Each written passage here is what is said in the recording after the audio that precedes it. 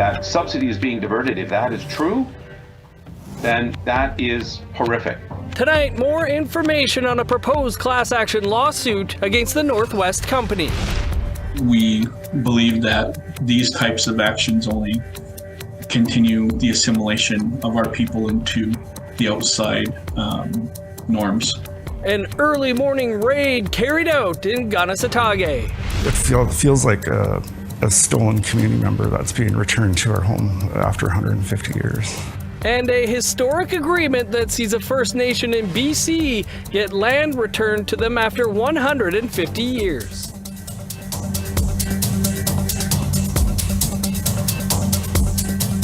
Good evening, I'm Dennis Ward. Welcome to APTN National News.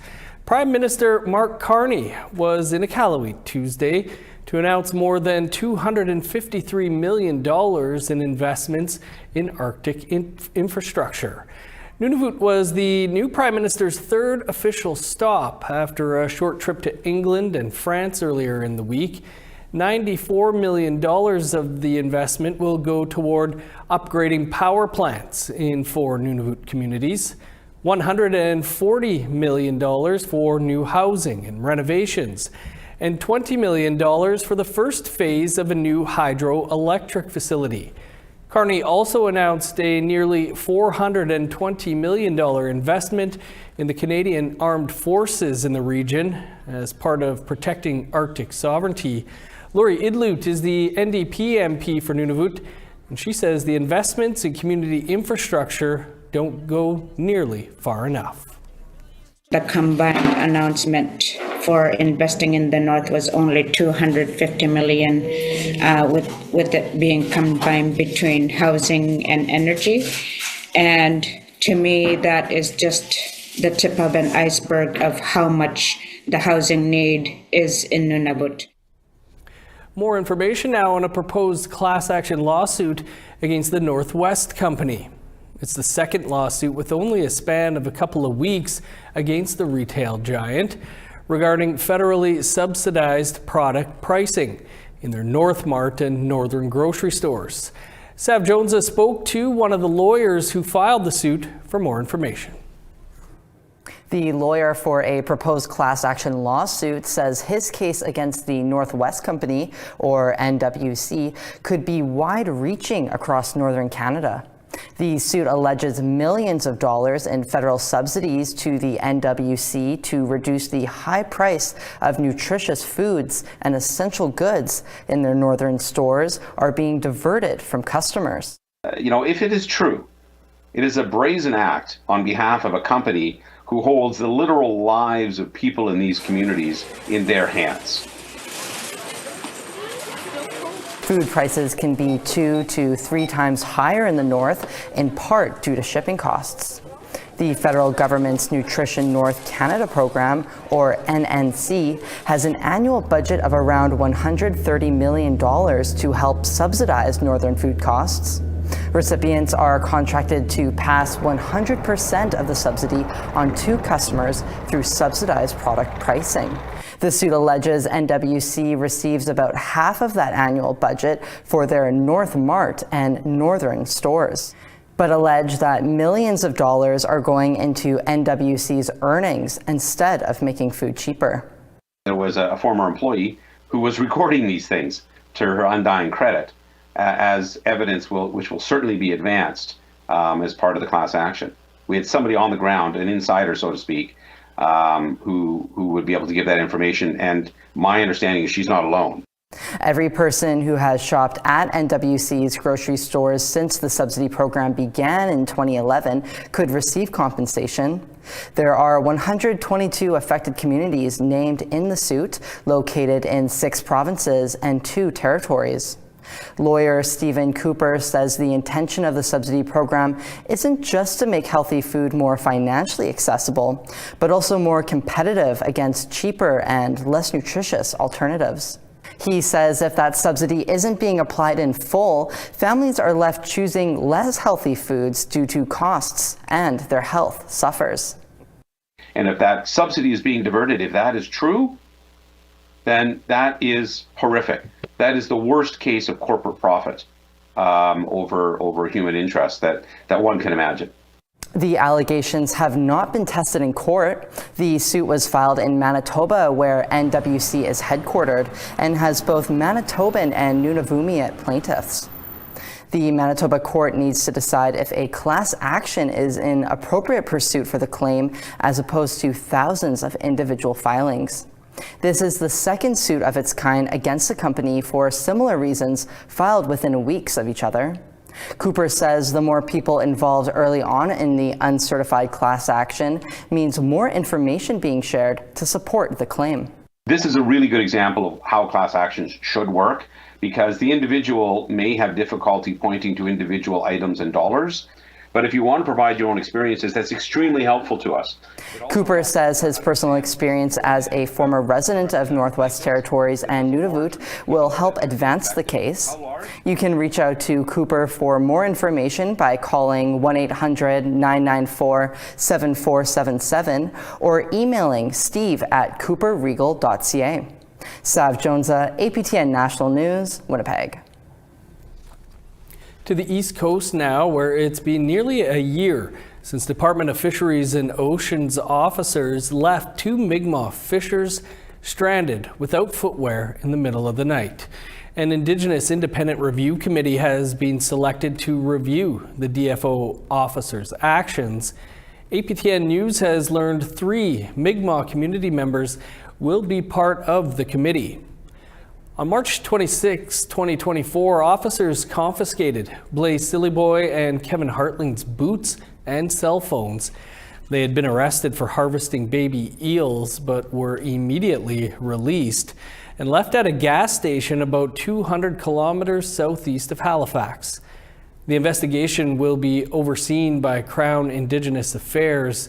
The final report will be presented to the Minister of Fisheries for review and action. Mi'kmaq Senator Paul Prosper says the independent review is necessary. We can't let these issues just slide by without, giving it its due focus to help improve relationships. We all know relationships have been strained. Early this morning, police raids were carried out in Kanehsatà, a Mohawk community outside of Montreal. The raids were conducted by officers from the Integrated Weapons Trafficking Team Montreal, which is coordinated by Sûreté du Québec. In a statement made on the SQ's website, it says the series of searches are to fight organized crime, illegal firearms trafficking, and drug trafficking in the community. The SQ says the series of searches began in the summer of 2024 and have resulted in multiple seizures of weapons, including 9 long guns, 3 stolen vehicles, 6,000 methamphetamine pills, and more. The provincial police force arrested 3 men and 2 women, aged between 31 and 47. Kanehsatà's acting vice chief, Brant Etienne, told APTN the band council knows the presence of the SQ makes community members uncomfortable, but that this raid was only targeting specific individuals. We believe that these activities only serve to enrich organized crime and actively take away from the efforts of a great many of Kanehsatà that are putting work in every single day to revitalize the culture and values of our community. We believe that these types of actions only continue the assimilation of our people into the outside norms. RCMP and Whitehorse are investigating a disturbance that took place in the downtown area on Saturday afternoon. The Whitehorse RCMP say it responded to multiple reports of a disturbance between a large group of adults and youths involving weapons. The incident took place on Main Street around 4:45 p.m. A video of the disturbance circulating on Facebook appears to show one of the people involved brandishing a gun. Police say some of the individuals involved left the area in a vehicle, which was later located by police. The RCMP urge anyone with information to contact them at 867-667-5555. You can also contact Crime Stoppers at 1-800-222-8477. A Saskatoon lawyer in Saskatchewan has been placed on interim suspension and will not be allowed to practice law until an investigation concludes. On March 11th, the Law Society of Saskatchewan announced they are suspending Dwayne Stonechild, alleging he improperly collected lawyer fees for the federal Indian Day School lawsuits without court authorization and without court approval. The Law Society also deemed Stonechild an immediate risk to the public if he continued to practice law while an investigation is ongoing. APTN News attempted to contact Stonechild but did not hear back before broadcast time. The allegations have yet to be proven in court following an investigation. Well, we're always looking for your feedback or story ideas. Here's how you can continue the conversation. If you have a story you'd like to share, you can get in touch with us by sending an email to news@aptn.ca. To read and watch our stories, you can visit our website, aptnnews.ca. You can also find us online on your favorite social media sites, including TikTok, YouTube, LinkedIn, and X. Follow APTN News to join the conversation and see our latest stories. Time for a quick break. Still to come tonight, a new program for Northerners in Manitoba to find employment riding the rails. I think this is our opportunity to try and see if we can bring on that capacity to help fill some of those important roles and responsibilities, especially with Via Rail.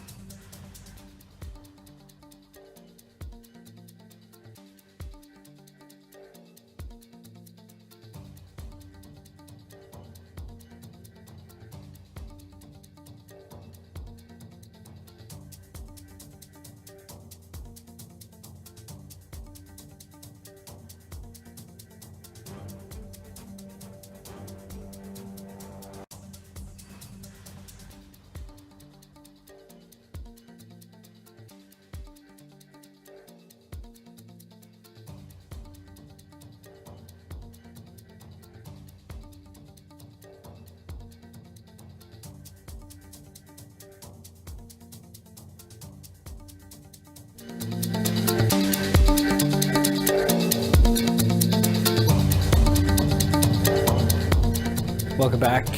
Following recent investments in Manitoba's rail network, Via Rail is launching a new locomotive engineer apprenticeship program in northern Manitoba. Starting in September 2025, the 24-month paid apprenticeship program will provide locomotive engineering training to northern Manitobans. It's meant to fill gaps in the workforce. Apprentices will be based in Thompson and receive training in Winnipeg and Gillam, Manitoba. Applications are open from now through April 4th. Last month, Manitoba invested $36.4 million into Northern Rail and the Port of Churchill to increase international trade. Andy Rickard, Via Rail's Senior Government and Indigenous Relations Advisor, says the program will help meet that demand and allow First Nations people living in northern communities to work close to home.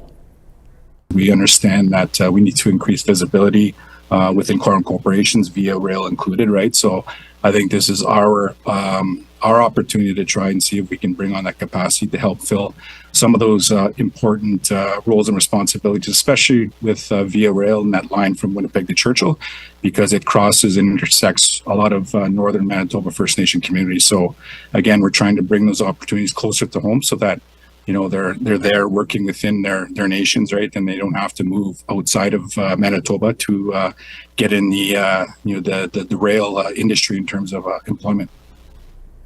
The Coalition to Save LeMay Forest gathered at the University of Winnipeg this past weekend to discuss efforts to protect the land from further development. At the event, the group shared concerning evidence and says the location contains a mass burial ground. A warning now, some viewers may find the subject matter disturbing. The property is currently owned by Toko Development Group Incorporated. In January, land defenders camped out at the forest once developers attempted to start removing trees, despite not receiving approval from the city. Tracy Turner is the Executive Director for the Manitoba Historical Society, former Parks Canada archaeologist, and current curator and manager for the St. Norbert Historical Museum. Turner believes the area should be protected under the Cemeteries Act and the Heritages Resource Act. At the gathering, Turner shared the original report submitted by the developer lacked accuracy and contained mistakes and omissions. Documents from Société Historique de Saint-Boniface revealed a 60% mortality rate at the Asile Richot orphanage run by the Sisters of Misericordia, much higher than the 15,000 burials estimated previously. The Société Historique de Saint-Boniface has been able to confirm the death of 3,383 children at the asile. This is a burial ground, and many of these children were Indigenous, Métis, European, Scottish, French, and many were unknown heritage, so we don't know. And this also includes the possibility that children from unwed mothers that were placed at asile were from residential schools. If you need access to support, the National Residential School Crisis Line is available 24/7 at 1-866-925-4419. I'm Veronica Blackhawk with APTN National News. The Tla'amin Nation have reached an agreement with Domtar to reacquire a major portion of the lands at the Tisquat paper mill site in Powell River, British Columbia. The two parties signed the agreement at a ceremony on Tla'amin territory.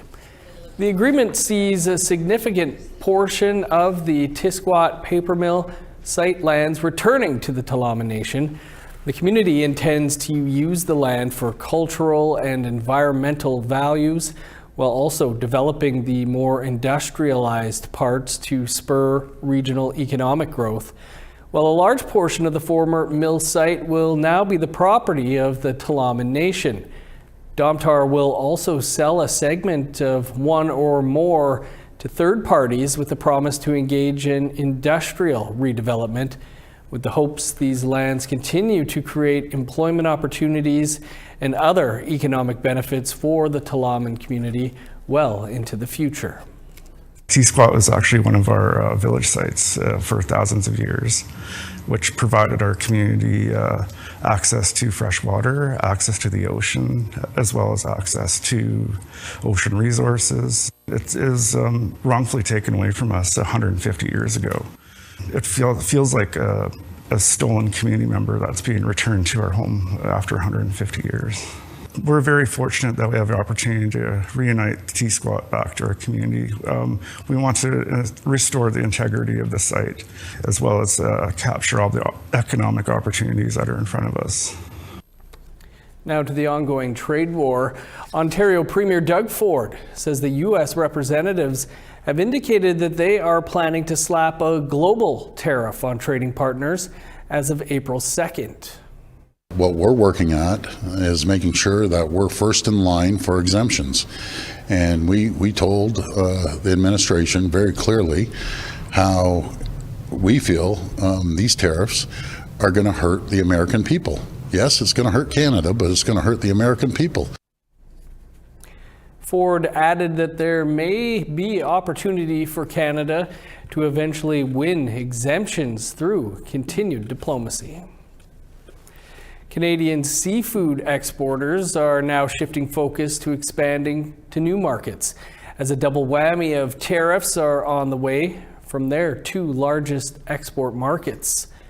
The largest seafood trade expo in North America is underway in Boston this week, with suppliers, producers, and politicians all trying to make inroads with other countries. America's 25% tariff on Canadian seafood exports and other goods is set to hit on April 2nd, while China's 25% tariff starts Thursday.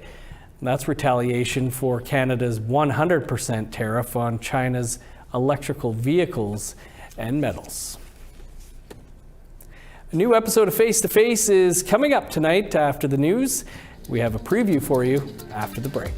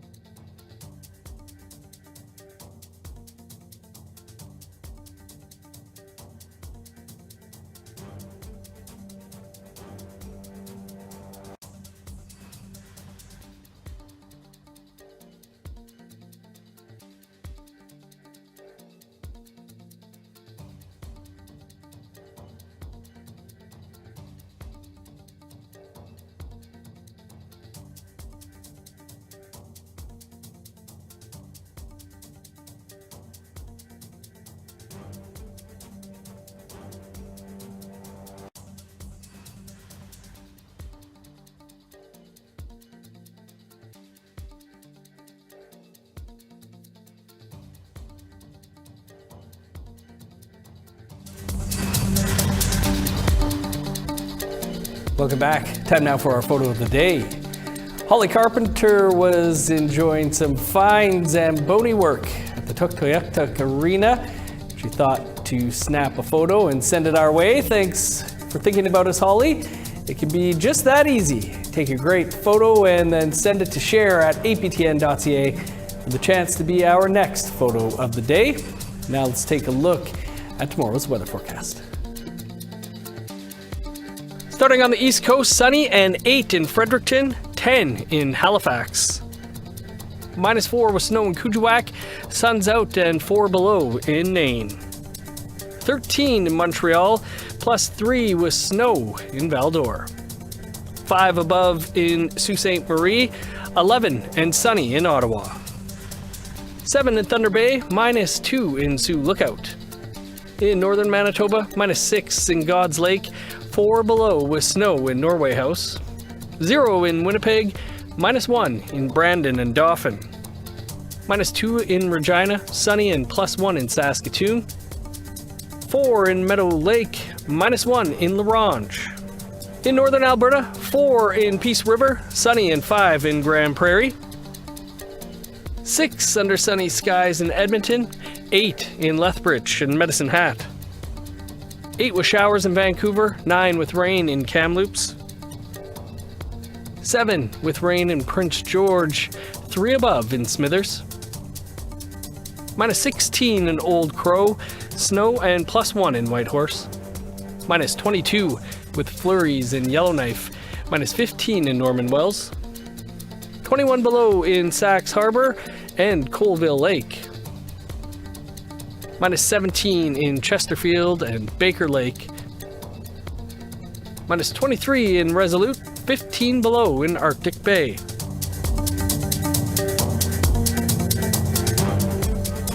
Nine months after arriving at the International Space Station, 2 NASA astronauts are finally on their way home. Sunny Williams. Undocking confirmed. Freedom is free of its moorings. Sunny Williams and Butch Wilmore left the space station in a SpaceX capsule early this morning. They were only supposed to be on the ISS for a couple of weeks, which turned into 9 months. The Boeing Starliner they arrived on was deemed unsafe to bring them back to Earth. The capsule is due to splash down this evening off the Florida coast. Being stuck in space for an extra 9 months seems like a horror movie. Coming up tonight, right after this newscast, we sit down with and get a performance from singer-songwriter Jessa Sky. Sky's lyrics often focus on her personal battles as she hopes to inspire others going through difficult times with her vulnerability. And it's kind of just been my outlet to understand my mental illnesses, my trauma, my pain. And when someone listens to my song, like when On My Own came out, the people that messaged me and said, wow, like I didn't like the feedback that it helped someone. That's what kind of helps my process. Yeah, I write a lot about everything that's happened in my life, and it is pretty dark, but there's also a lot of good times, but I'm not the only one going through it. But yeah, I just think music's universal. It helps everyone, and it's better to be vulnerable than pretending you're fine. And you can catch our interview with Jessa Sky and her performance here in about 90 seconds from now. We're all out of time for your APTN National News for this Tuesday. For much more, you can visit our website, aptnnews.ca. I'm Dennis Ward. Marcy Miigwech, thanks for being with us. Have a great night.